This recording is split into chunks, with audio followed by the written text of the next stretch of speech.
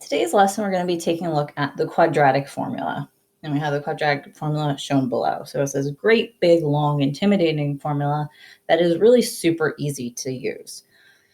So whenever we want to solve any quadratic, we can use this for any and every single one. As long as it's in standard form, we can solve the quadratic using x equals negative b plus or minus the square root of b squared minus 4ac all over 2a. Okay, again, it's this really long, intimidating looking formula, but it's super easy once you break it down. So in the yellow box there, b squared minus 4ac, the interior part of the radical, we call that the discriminant. So we are always going to find the discriminant first because it's going to help tell us about our solution types. It's going to tell us if we have real solutions or imaginary solutions and how many of those do we have. And again, we want to make sure it is in standard form before we begin. And that is y equals ax squared plus bx plus c. So starting with the discriminant, that interior part of the radical, b squared minus 4ac. You are going to take the a, b, and c values, so the a being the coefficient of the x squared term, b being the coefficient of the x term, and c being the constant, and you're going to place them into this b squared minus 4ac. Once you plug them in, you're going to simplify and find out what it is. If it is a positive value, that means you're going to have two real solutions. The graph will cross the x-axis twice, whether it is a regular parabola like you see here, or an upside down one. You're going to see that it crosses in two places. That is when you have a positive discriminant. If you simplify it and it comes out to be 0, that means there's one real solution. In that case, the graph is sitting or touching the x-axis. Again, whether it's a right side up or upside down.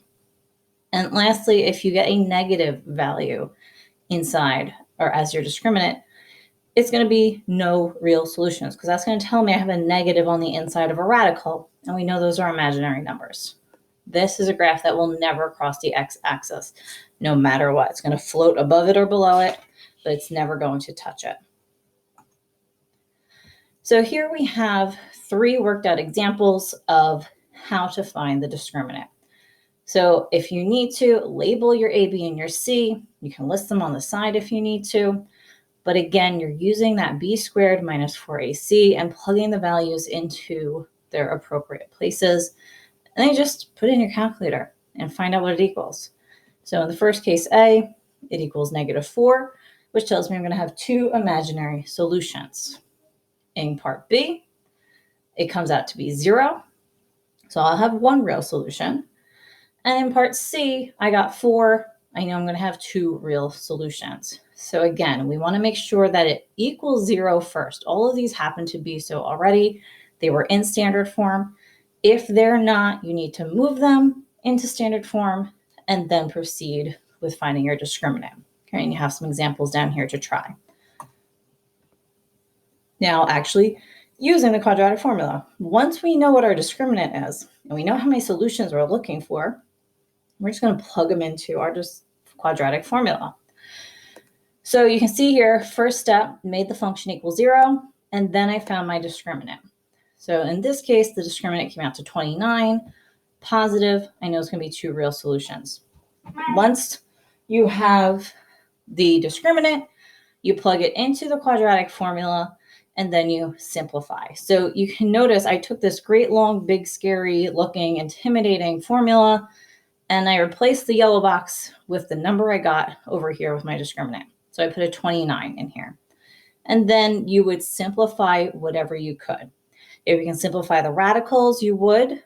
I can't simplify a radical 29. There's no perfect square that fits in there. 29 is a prime number. So all I could do is actually leave it as negative 3 plus or minus radical 29, all divided by 2.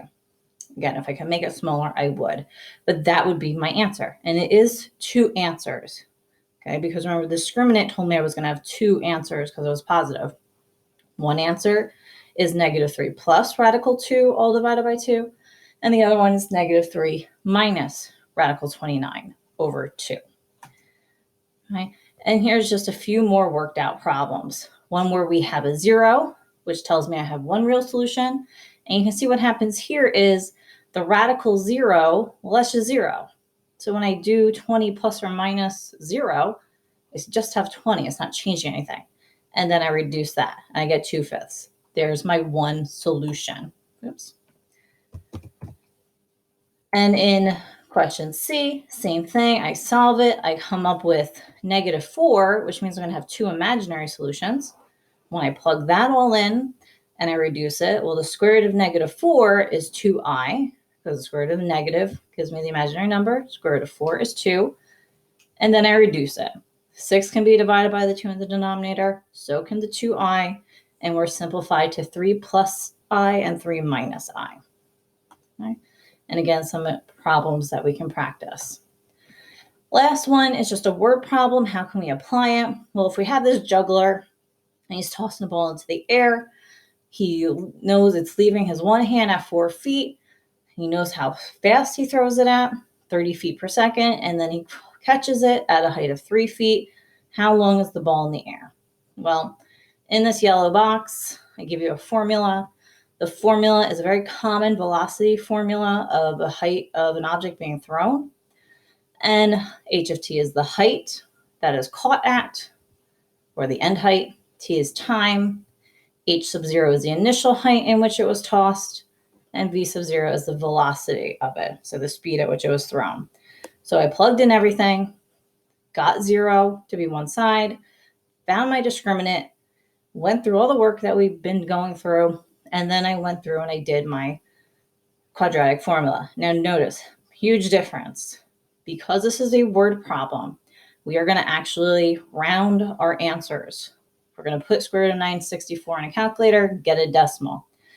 Only with word problems, or if I tell you otherwise. Word problems, you're not going to say that he caught it at square root of whatever seconds. You're going to give me an actual time, 1 point whatever seconds, 1.91 in this case. So you are allowed to give decimals in word problems unless specifically told otherwise. So notice I split this up into the two. -30 plus 31.05 divided by -32, and that came out to -0.03 seconds. And then subtracting, so I split up that plus or minus. I did plus first, then I did minus, and I end up getting 1.91 seconds. You cannot have negative time. The first time there, that -0.03 does not make sense in the situation. That's just saying, basically, if he threw the ball at 4 feet, and we're looking at when it was at 3 feet, it was negative time before he even threw it, because he started higher than where 3 feet is. We care about the end time because that is how long the ball was in the air for. It went up and then back down in a total of 1.91 seconds.